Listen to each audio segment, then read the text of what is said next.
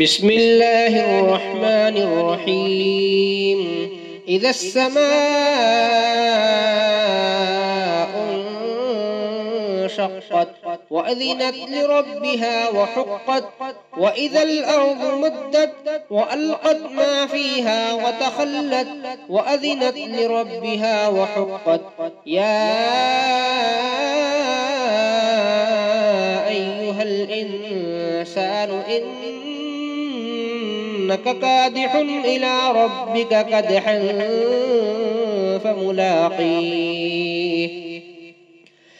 فأما من أوتي كتابه بيمينه فسوف يحاسب حسابا يسيرا وينقلب إلى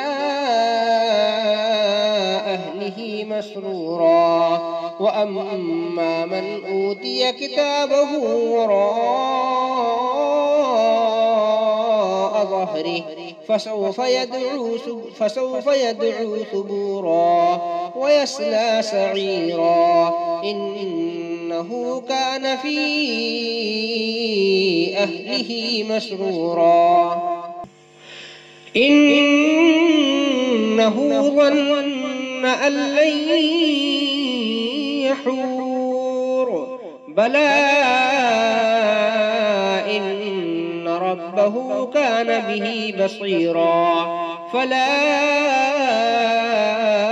أقسم بالشفق والليل وما وسق والقمر إذا اتسق لتركبن طبقا عن طبق فما لهم لا يؤمنون. وإذا قرئ عليهم القرآن لا يسجدون بل الذين كفروا يكذبون والله أعلم بما يوعون فبشرهم بعذاب أليم إلا الذين آمنوا وعملوا الصالحات لهم أجر غير ممنون.